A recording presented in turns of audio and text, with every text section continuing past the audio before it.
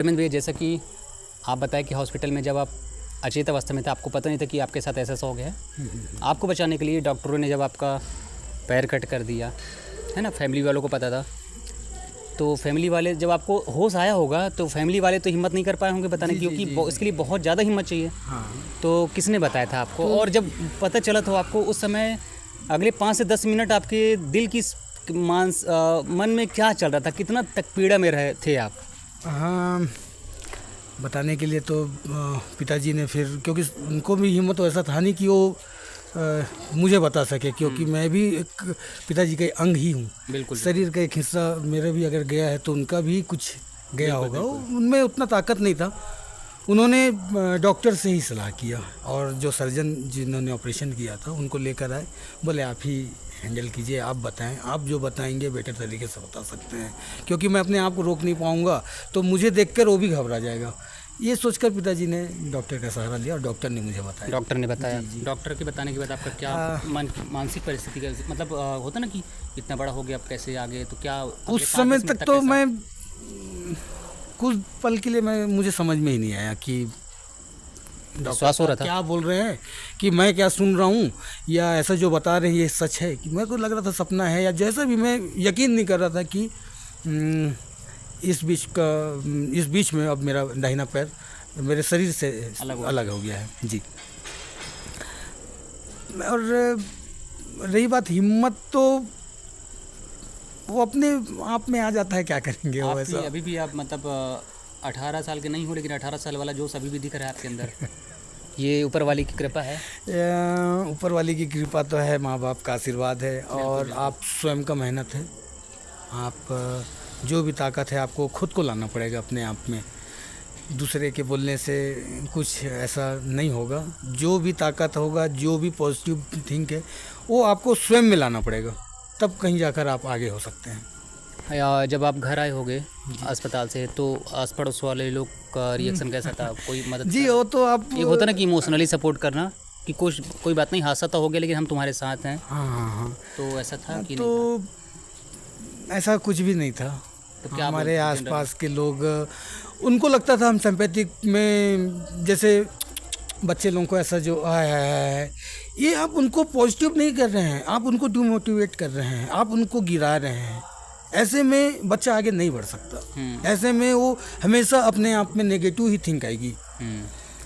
तो उनको हमेशा प्रोत्साहन करें। अगर ऐसा दुर्घटना हो जाता है, ये दुर्घटना कोई जानबूझ करके नहीं करता है। सही बात। कभी भी आप लोगों से आग्रह है कि विशेष कभी भी जाकर उस मरीज के सामने या उस पेशेंट के सामने में ऐसा बातें ना करें जिससे उसको और हर्ट हो, हौसला घट जाए। हाँ, हौसला घटाने का काम।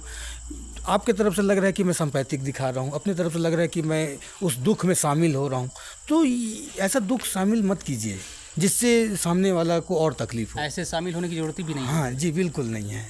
आपका कहना कि जवान लड़का है, जवान लड़का क्या करेगा, ज़िंदगी ख़राब कर लिया, ओहो अब तो ये गया, अब पूरी ज़िंदगी अब अपाहिज हो गया, लंगड़ा हो गया, तरीके के जो आपको चुप सके, ऐसी बातें थी जो मेरे को पॉजिटिव लेके चलते गया। धीरे धीरे मेरे को यही सब बातें, इनका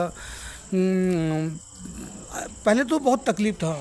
ये सब बात में मेरे को लगने लग गया कि वाकई में मैं कुछ कर नहीं सकता, और धीरे करके मैं नशे के लत में चला गया, जो कि बहुत गलत रास्ता था। हाँ, बहुत गलत था। और मैंने कंटिन्यू 5 साल कंटिन्यू शराब का सेवन किया।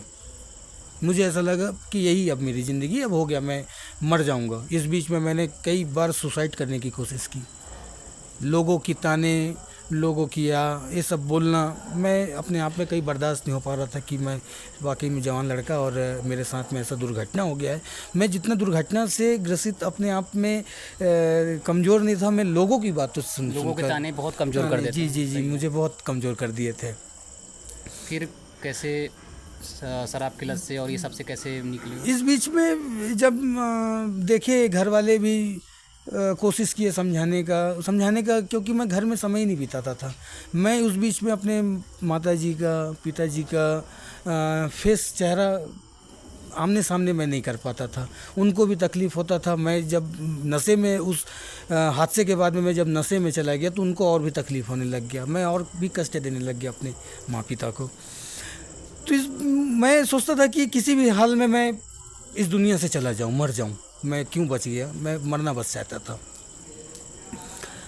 इस बीच में एक मेरा मित्र, मेरा दोस्त, मेरा सखा है, मेरा जिम गुरु है, मेरा जो मुझे अपने साथ में जिम चल थोड़ा समय मेरे साथ बीता, ऐसा करके वो आधा घंटा 15 मिनट मुझे अपने साथ में धीरे धीरे वहाँ से फिर गाड़ी लाइन चेंज होना चालू हुआ। हाँ, जब मैं वहाँ गया तो धीरे धीरे मेरे में थोड़ा सा पॉजिटिव आने लग गया, बदलाव। हाँ, और मैंने साल भर वहाँ पे फिर मेहनत किया। 1 साल मेहनत करने के बाद में रायपुर में एक मैच हो रहा था पावर लिफ्टिंग, जिसमें मैंने भाग ले लिया। अच्छा। और वहाँ से मेरा रास्ता चेंज हुआ, जो जिंदगी का जो ट्रेन फिर से फिर चालू हुई जी। वहाँ मैंने स्टेट लेवल में गोल्ड मेडल लिया, जब पहला अटेम्प्ट। चलिए, बहुत अच्छी बात है। मैंने स्टेट में वहाँ से मैं मुझे लग रहा है कि वो जो आपको आस पड़ोस वाले जो शहर के लोग जो ताने मार रहे थे, उनको सही जवाब यही था। अपने काम से जवाब दिए बोलते हैं, और उसकी संतुष्टि आज भी होगी आपके अंदर। जी जी जी, अभी भी अधूरा हूँ, संतुष्टि अभी भी और कुछ प्लानिंग है, अभी बहुत कुछ बहुत आगे जाना है। नहीं, बहुत अच्छा है, कुछ बहुत करना बढ़िया, है, बहुत बढ़िया। और समाज को भी, एक नवयुवक को भी, यहाँ के युवाओं को भी मेरे एक इसके मैसेज देना चाहूँगा कि नशा सिर्फ नाश का जड़ है। नशा अगर करेंगे तो हो सकता है थोड़ी देर के लिए मज़ा मिल जाए, लेकिन हाँ, वो नाश की ही ओर ले जाएगा। हाँ, नशा नाश ही है, उससे आपको फ़ायदा कहीं से नहीं हो सकता, किसी भी एंगल से नहीं। अच्छा, रोड एक्सीडेंट के बारे में आप क्या कहना चाहेंगे? चाहे चिरमिरी हो या कहीं भी हो, पूरे हर जगह की बात कर रहा हूँ मैं। नाबालिग बच्चों को जो गाड़ी दे देना आज के समय में, जिनका लाइसेंस नहीं है, गाड़ी और स्पीड जैसा चलाना इनका, और दूसरा चीज़ बताया कि नशे के हालत में ये गाड़ी चलाना। और ऐसा कौन सा चीज़ को लागू करना चाहिए कि जैसे आपके साथ हादसा हुआ, ऐसे बहुत सारे सुनाई देते हैं समाचारों में, अखबारों में, तो इस तरह के हादसे रिपीट ना हो, ऐसा क्या? जैसे आप बता रहे थे गाड़ी की एक हेडलाइट नहीं थी, तो ऐसा कई बार होता है। ये पहला नहीं है, ऐसा बहुत सुने कि एक गाड़ी की हेडलाइट काम नहीं करी, ऐसा लगता है कि ट्रक आ रहा है, 10 चक्का 12 चक्का आ रहा है, लेकिन लगता है कि वो सिंगल छोटी गाड़ी आ रही है। जी, जी, तो उसके जी, जी। और जब तक पता चलता है तब तक बहुत देर हो जाती है। तो प्रशासन उसमें विशेष थोड़ा सा देखे, अगर चौक चौराहे पे हमारे प्रशासन वहाँ रहता है तो ये सब में विशेष कार्रवाई करें, उनके ऊपर में कड़ी से कड़ी कार्रवाई करें, तब उनको सबक होगा, तब कहीं जाकर वो उनमें सुधार लाएंगे। चिरमिरी में मेडिकल सुविधाएं बहुत ज़्यादा सुधार की ज़रूरत है, बहुत ज़्यादा इम्प्रूवमेंट की ज़रूरत है। जी, मेडिकल की तो सुविधाएं थोड़ा सा वंचित हैं हम उससे, तब कहीं जाकर मेरा चिरमिरी में एक्सीडेंट होने के बाद में मैं रायपुर में मुझे पैर को अपना कटवाना पड़ेगा। सरकारें तो बदल गई, लेकिन सुविधाएं नहीं बदल रही हैं, जो अच्छे नेक्स्ट लेवल पर चले जाना चाहिए था। अब देखिए, अब आने वाला समय क्या कहता है, बट अभी तक तो ऐसा सुविधा नहीं है हमारे। अच्छा, मुझे एक बताओ भैया, इतने बड़े हादसे के साथ भी आप इतना लड़के आज इस मुकाम पर खड़े हो कि चिरमिरी में इतने बड़े जिम को आप संभाल रहे हो, लोगों को ट्रेनिंग दे रहे हो। जी जी, ठीक है, फिटनेस के लिए बता रहे हो, टिप्स दे रहे हो अच्छे, कहीं दिल के किसी भी कोने में, मन में थोड़ा सा आज भी कष्ट है, मलाल है कि शायद थोड़ा सा अगर 19-20 कभी खेल होके बच गए होते तो आज कुछ और होते, ऐसा थोड़ा सा कहीं ना कहीं तो रह ही जाता है मन में, कहीं भी खाली बैठे, काश थोड़ा सा उस दिन गए ही ना होते। हाँ, वो तो या फिर कुछ भी हो है कि उस दिन गलती हुआ हम लोगों से और एक्सीडेंट हो गया, और जो चीज़ का मुझे हमेशा ज़िंदगी भर एक मलाल था कि वर्दी पहनना है मेरे को, देश की सेवा करना है, मैं वर्दी पहनना चाहता था किसी भी तरह से, तो उससे मैं वंचित हो गया। लेकिन आज भी जो भी कर रहा हूँ मैं, सेवा एक प्रकार सेवा ही है। अब वो भी हम सब भी, चिरमिरी भी देश के ही अंदर है, और बाकी ऊपर वाले की मर्जी, उससे तो बढ़कर कुछ है नहीं। आप अच्छा कर रहे हो। फिटनेस के लिए कोई एक आध टिप्स जो आप देना चाहो?